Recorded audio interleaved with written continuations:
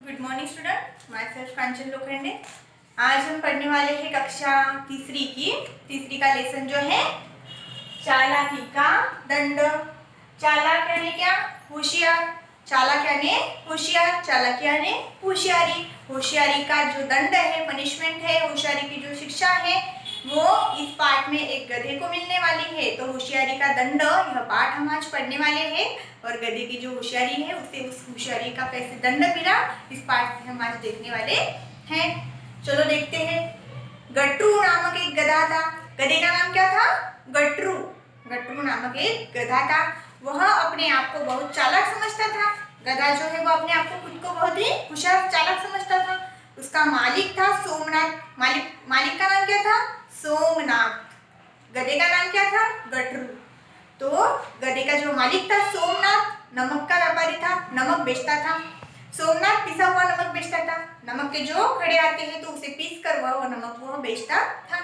वह नमक की बोरियां गधे की पीठ पर लाद कर शहर में ले जाता था।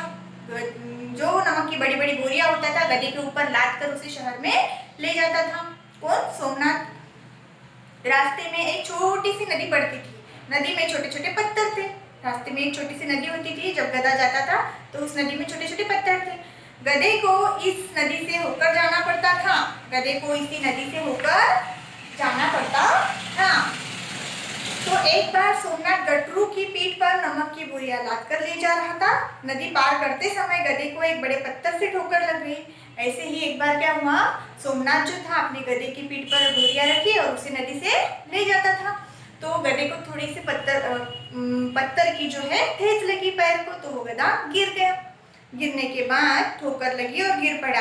वह कोशिश करके खड़ा हो गया। गधा कोशिश करके थोड़ा सा खड़ा हो गया। खड़ा होने पर गधे को लगा कि उसकी पीठ पर लदा हुआ बोझ जो था वो कुछ कम हो गया पहले से। क्यों हुआ होगा? क्योंकि जो उसके पीठ पर नमक की बोरी थी वो पानी में भीग गई। भीगने के कारण वो नमक पानी में घुल गया और जो उसका बोझ था वो कम हो गया।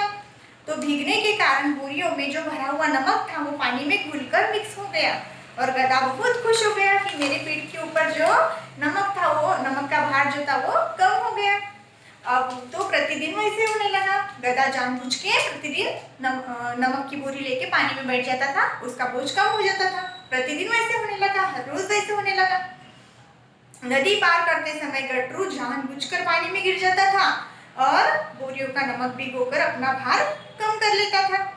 सोमनाथ गधे की चालाकी को समझ गया कि गधा कैसे सोचता है कि पानी में बैठने के बाद उसका बोझ कम हो जाता था। इस कारण ये नालायक जो गधा है ये क्या करता है, हर रोज नाटक करता है।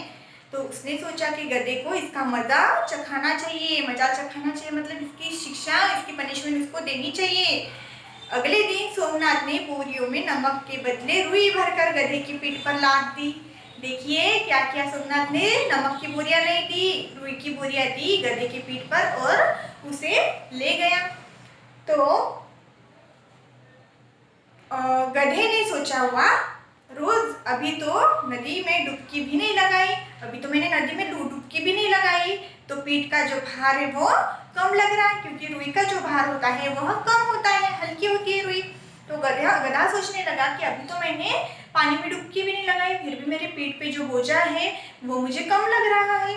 तो डुबकी लगाने के बाद तो भार और कम हो जाएगा। जब मैं पानी में डुबकी मारूंगा तो मेरा पीठ का जो भार है वो और कम हो जाएगा। नदी आई, गधा थोड़ा लड़खड़ाया। जो रोज के जैसे नाटक करता था वैसे लड़खड़ा के पानी में गिर गया और पानी में बैठ गया। धीरे धीरे रुई पानी से भरने लगी और रुई ने काफी पानी सोख लिया। रुई ने क्या हुआ, अपने अंदर पानी सोख लिया, अपने अंदर पानी खींच लिया। आप देखते होंगे रुई अगर पानी में गिर गई तो वहाँ पानी अपने अंदर सोख लेती है। वैसे ही तेल के अंदर जब गिरती है तो तेल भी वहाँ सोख लेती है। वैसे ही गधे की पीठ पे जो बोरी थी उसने पानी अपने अंदर सोख लिया और वह भारी हो गई। वह जो बोरी थी और वो पहले से और भारी हो गई। गधा उठा तो उसकी पीठ पर भार बहुत था।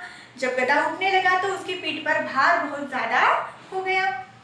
गट्रू सोचने लगा, गट्रू यानी गधा, गट्रू सोचने लगा, गट्रू यानी गधे का जो नाम है वह, गट्रू सोचने लगा आखिर आज हुआ क्या, अरे ऐसे क्या हो गया कि रोज तो मैं पानी में बैठता हूँ तो भार कम हो जाता है, आज ऐसा क्या हुआ कि पानी में बैठने के बाद भार ज्यादा हो गया। पीठ का भार भला इतना कैसे क्या बढ़ गया? गधे से चला नहीं गया, वह भारी होने के कारण लड़खड़ा रहा था इधर उधर, वह वही खड़ा हो गया। सोमनाथ तो पहले से ही जला भुना हुआ था, जला भुना मतलब उसको बहुत ज्यादा गुस्सा आया हुआ था, बहुत क्रोधित था वह। कौन? सोमनाथ, उसका मालिक। सोमनाथ तो पहले से ही जला भुना हुआ था।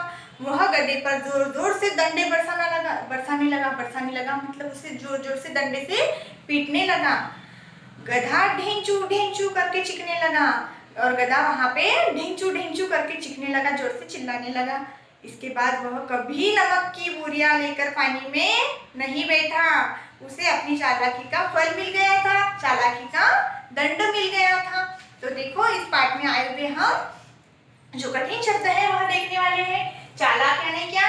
होशियार, ठोकर, धक्का या फिर चोट, प्रतिदिन, रोजाना, बोझ, सामान का भार, वजन, वजन मतलब भारीपन, लड़खड़ाना, डगमगाना, डंडे बरसाना, मारना, सोख लेना, पानी चूस लेना। इस पाठ में आए हुए ये कठिन शब्दार्थ हैं।